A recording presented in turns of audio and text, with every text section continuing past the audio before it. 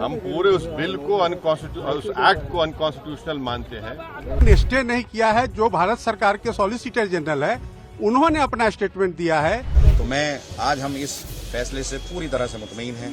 Supreme court ने वक्फ कानून 2025 को चुनौती देने वाली याचिकाओं पर गुरुवार को सुनवाई की। बुधवार को भी इस मामले पर कुछ घंटों की सुनवाई हुई थी। सीजेआई संजीव खन्ना की अध्यक्षता वाली बेंच ने केंद्र सरकार से अब वक्फ बाय यूजर पर 7 दिन के अंदर जवाब मांगा है। इस सुनवाई के तुरंत बाद AIMIM सांसद ओवैसी ने कहा कि हमारी कानूनी लड़ाई जारी रहेगी, जबकि आप नेता अमानतुल्लाह खां का बयान भी सामने आया है। आपको सुनवाते हैं कि इन सभी ने क्या कुछ कहा है।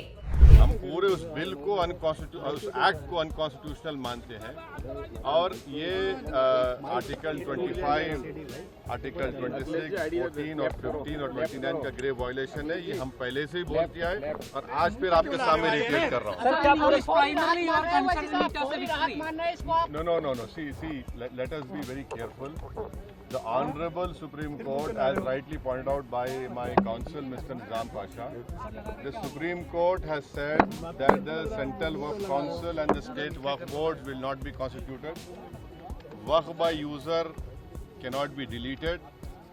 Now, there are other provisions also which we as a party have come to the Honorable Supreme Court that calling it unconstitutional. Now, whenever it will be heard, our counsel, Mr. Nizam Pasha, on behalf of me, will be arguing it. As you know very well, that during the deliberations of the Joint Working Committee, I have given a Dyson report opposing all the amendments that were proposed by the government. And during the debate in the Parliament on the consideration or passing of that bill, I have opposed each and every amendment. I have called it unconstitutional. I still call this law as unconstitutional, as violating the fundamental rights of Article 14, 15, 25, 26 and 29. So our legal battle will continue to ensure that this act, against this act will continue. देखिए सवाल, आपको पूरे उस कानून को समझने की जरूरत है। अब 5 साल का मुसलमान प्रैक्टिसिंग रहेगा, 5 साल प्रैक्टिसिंग मुसलमान का तो रहेगा। अब उसको कौन डिसाइड करेगा? अब कोई महिला है, उसको कौन डिसाइड करेगा? तो ऐसे कई उसमें जो अमेंडमेंट्स के जरिए लॉ बनाया गया है, हम उसके आज भी मुखालिफत कर रहे हैं और कल भी अपोज करते रहेंगे। और लीगली हम सुप्रीम कोर्ट ने चैलेंज किए, हम उसको उन तमाम चीज़ों को violation of the fundamental rights मानते हैं। मैं तहे दिल से शुक्रगुजार हूं आज सुप्रीम कोर्ट का, सुप्रीम कोर्ट के तमाम जजेस का, तमाम वकीलों का, जिन्होंने आज धर्म से ऊपर उठ करके हमारे लिए खड़े हुए, मेहनत की, साथ दिया इस मुल्क को बचाने का। तो मैं आज हम इस फैसले से पूरी तरह से मुतमईन हैं।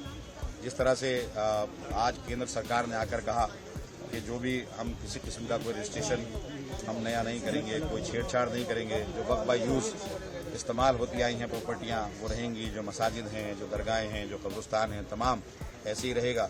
और वक्फ के जो मेंबर हैं उसके अंदर भी किसी किस्म की वो छेड़छाड़ नहीं करेंगे, किसी किस्म का अपॉइंटमेंट मेंबर का नहीं करेंगे। लेकिन सरकार की तरफ से जो समय मांगा गया तुषार मेहता की तरफ से 7 दिन का, आपको लगता है कि उस डॉक्यूमेंट कुछ ऐसे पेश करेंगे आप? 7 दिन में वो जवाब दाखिल करेंगे। उसके बाद 5 दिन हम लोगों को दिया गया है।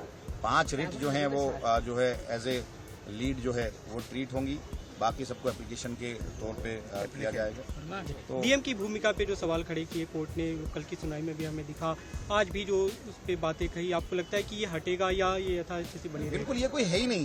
डीएम देखिए सबसे ऊपर कैसे हो सकता है? डीएम कोर्ट से ऊपर हो गया, डीएम बोर्ड से ऊपर हो गया, बोर्ड ऑटोनोमस बॉडी है, तो वो तो हटना ही हटना है। वो 100% उस पर है कि वो हटेगा और जो वक्फ बोर्ड था जैसे था वैसे ही रहेगा।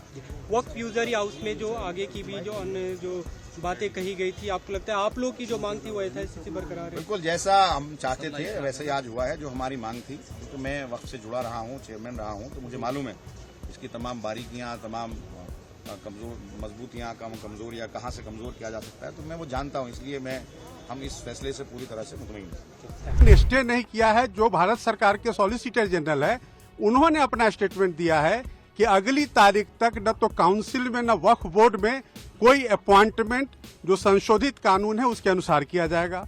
दूसरा बात जो माननीय अदालत ने कहा कि जो वक्फ व यूजर है जो रजिस्टर्ड हैं और गैजेटेड हैं उसको गवर्नमेंट डी नोटिफाई नहीं करेगी टिल द नेक्स्ट डेट। तो बड़ी इंपॉर्टेंट बात है कि जो रजिस्टर्ड एंड गैजेटेड हैं वही सिर्फ डी नोटिफाई नहीं होंगे, उसके अलावा संशोधन के हिसाब से सरकार कार्रवाई करने को स्वतंत्र है और जो संशोधित कानून है उस पर किसी भी तरह का अंतरिम आदेश नहीं है और अगली तारीख तक भारत सरकार को अपना जवाब और उनको जो भी डॉक्यूमेंट्स देने हैं वो देने होंगे और उसके बाद उनको रिज्वाइंडर का जो पिटीशन है उनको मौका दिया गया है। साथ ही साथ जो स्टेट गवर्नमेंट्स हैं वो भी अपना रिस्पॉन्स देंगे और ये कहा गया है कि अगली तारीख पर सुनवाई इस पूरे मामले की जारी होगी। तो माननीय सर्वोच्च न्यायालय को जो रेस्पोंडेंट्स यानी कि भारत सरकार ने कहा कि हम डे टू डे सुनवाई के लिए तैयार हैं। आप पूरे मामले को, क्योंकि ये पार्लियामेंट का कानून है, पार्लियामेंट के कानून को आप इस तरह से स्टे नहीं कर सकते हैं और माननीय सर्वोच्च न्यायालय ने सॉलिसिटर जनरल ऑफ इंडिया के बात को माना है और उन्होंने संशोधन को स्टे नहीं किया है। सिर्फ उन्होंने उनके 2 पॉइंट पे सॉलिसिटर जनरल के बात को रिकॉर्ड पे लेकर के और अगली तारीख 5 मई मुकर्रर कर दिया है और 5 मई से इस मामले की सुनवाई शुरू हो जाएगी। सर, यथास्थिति की बात कही गई, यथास्थिति को कैसे लिया जाए? नहीं, यथास्थिति मैंने आपको बताया कि 2 मुद्दों पर कि जो काउंसिल में और बोर्ड में अपॉइंटमेंट का जो मामला है वो अगली तारीख तक जो स्टेटमेंट सॉलिसिटर जनरल ने दिया है कि कोई अपॉइंटमेंट नहीं होगा और दूसरा जो है वक्फ व यूजर, तो माननीय सर्वोच्च न्यायालय ने अपने आदेश में लिखा है कि जो रजिस्टर्ड हैं और गैजेटेड हैं उसको गवर्नमेंट डी नोटिफाई नहीं करेगी अगले आदेश तक। सर आप उनसे क्लियर है सर, वक्फ बाय यूजर को डी नोटिफाई नहीं करेगी ना, मतलब नहीं, वक्फ बाय नहीं, सिर्फ वही जो रजिस्टर्ड एंड गैजेटेड हैं। सर ये कोर्ट हाँ बिल्कुल, ये ऑर्डर शीट में है। जो रजिस्टर्ड नहीं है, जो गैजेटेड नहीं है, उसको सरकार संशोधन कानून के हिसाब से डी नोटिफाई कर सकती है। बता दें कि वक्फ कानून पर chief justice Sanjeev Khanna, justice Sanjay Kumar और जस्टिस के.वी. विश्वनाथन की पीठ ने सुनवाई की। केंद्र की ओर से सॉलिसिटर जनरल तुषार मेहता, मुस्लिम निकायों और व्यक्तिगत याचिकाकर्ताओं की ओर से कपिल सिब्बल, राजीव धवन और अभिषेक मनु सिंघवी, सीयू सिंह ने कोर्ट में दलील रखी। कोर्ट ने गुरुवार की सुनवाई में सरकार को जवाब देने के लिए 7 दिन का वक्त दिया है।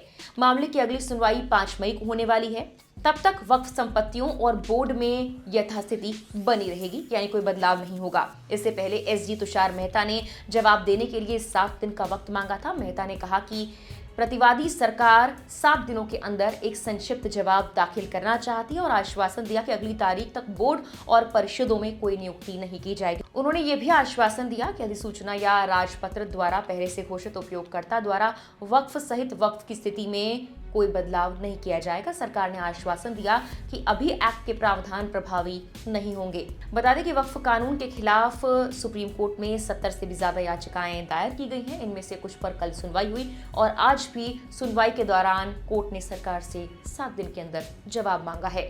फिलहाल के लिए इस वीडियो में इतना ही।